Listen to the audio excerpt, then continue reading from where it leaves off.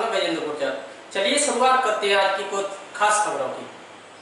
जबलपुर से मात्र 40 किलोमीटर दूर ग्राम बघराजी में मानवता को शर्मसार करने वाली तस्वीरें सामने आई हैं, जहां पर एक बिशप के हाथों में हथकड़ी और पैरों में बेड़ियां लेकर वर्षों से सड़कों पर घूम रहा है, लेकिन आज तक उस बिशप पर जिम्मेदारों की नजर नहीं पड़ी है। परंतु इस तस्वीर को अपने कैमरे में कैद किया और ग्राम के जिम्मेदारों से सवाल किए तो वे अपनी गलती मानते हुए माफी मांगी और अब इस बिशप के हालात सुधारने की बात जिम्मेदार कर रहे हैं। दरअसल ग्राम पंचायत बघराजी में रहने वाले यह बिशप चक्रवर्ती परिवार से आता है, जो कि बहुत ही गरीब परिवार है। इस बिशप की देखभाल इसके माता पिता करते थे, लेकिन 3 माह पहले इसकी मां इस दुनिया से विदा हो गई और फिर पिछले 1 माह पहले इसके पिता भी इस बिशप को अकेला छोड़कर इस दुनिया से चले गए। इस वक्त इस बिशप की देखभाल इसका छोटा भाई और भाभी करते हैं। हमारी टीम ने जब ग्रामवासियों से इस बिशप के हालात के बारे में जानकारी ली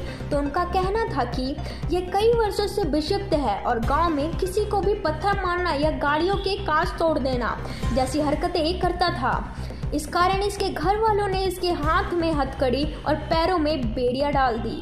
तो वहीं ग्राम पंचायत के सरपंच पति का कहना था कि ग्राम पंचायत की जो भी योजना है उसका लाभ उसे दिया जाता है, लेकिन हमने उसे इलाज के लिए कहीं नहीं भेजा। इसके लिए मैं माफ़ी मांगता हूँ। इधर जनपद कुंडम में आने वाली सबसे बड़ी ग्राम पंचायत में बनी पुलिस चौकी के भी लावारिसों जैसे हालात नजर आए। हमारी टीम जब ग्राम में घूम रहे इस बिशप की जानकारी लेने पुलिस चौकी पहुंची तो वहां का नज़ारा ही अलग था। चौकी के बाजू में बने हनुमान मंदिर में रामायण के बोल तो गूंज रहे थे, परंतु पुलिस चौकी के अंदर और बाहर सावनों का डेरा था और पूरी पुलिस चौकी में एक सिपाही तक मौजूद नहीं था। अब देखना यह होगा कि हमारी इस खबर के बाद जिला प्रशासन कब इस बिशप को उसके हाथों में डली हथकड़ी और पैरों में पड़ी बेड़ियों से आज़ाद करवाता है।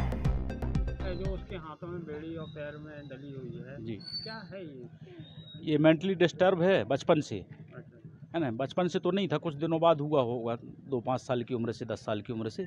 माता पिता थे, आज माता पिता इसके ख़त्म चुके, अब इसका कोई नहीं है परवरिश करने वाला। और शासन चाहे तो इनको कहीं से कोई भी सुविधाएं दे के कहीं शिफ्ट करा सकते हैं, है ना, या कोई भी प्रावधान हो और सरकारी योजना को बहुत सा लाभ हो मिलता है, उसको भी मिलना चाहिए।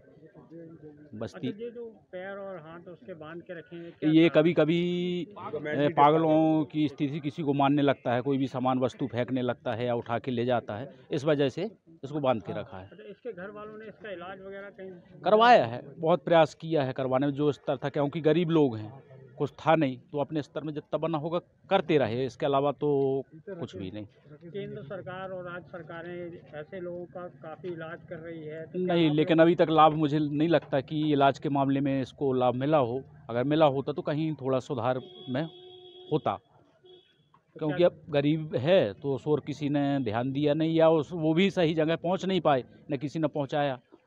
ग्राम पंचायत से कुछ ग्राम पंचायत से लाभ मिलता है, जो भी थोड़ा सा पेंशन वो राशि मिलती है जो इनको, वो मिल रही है, शायद अब मिल रही है उनको। अभी 1-8 महीने पिताजी उनके एक्सपायर। हाँ, क्या नाम आपका? राकेश कुमार साहू। देख रहे हैं, आप भी देख रहे हैं। हाँ, उसके लिए क्या व्यवस्था है, कौन है ये चक्रवर्ती है, चूँकि मानसिक विक्षिप्त व्यक्ति है ये।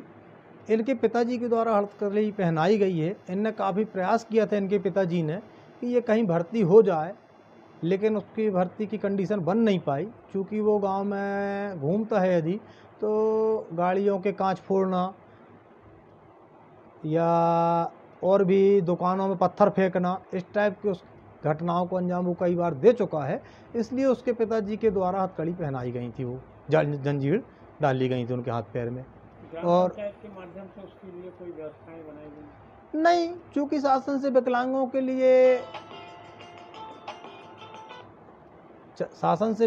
के लिए वो आता है, पेंशन की योजना है, वो उसको मिल रही है। बाकी उनके तरफ से भी आज तक कोई ऐसी उनके परिवार की तरफ से मांग नहीं की गई। उसके इलाज वगैरह की कोई व्यवस्था नहीं, उनका व्यक्तिगत मामला था। आज तक वो इस तरह से पंचायत से कभी भी उसके संबंध में कोई सहायता मांग नहीं नहीं आए।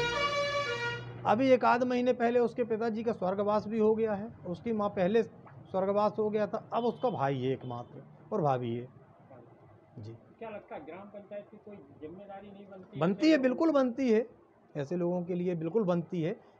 इसके लिए मैं क्षमा प्रार्थी हूँ, मैंने भी इस बात पर ध्यान नहीं दिया। अब क्या रहेगी जब मामला संज्ञान में आया है?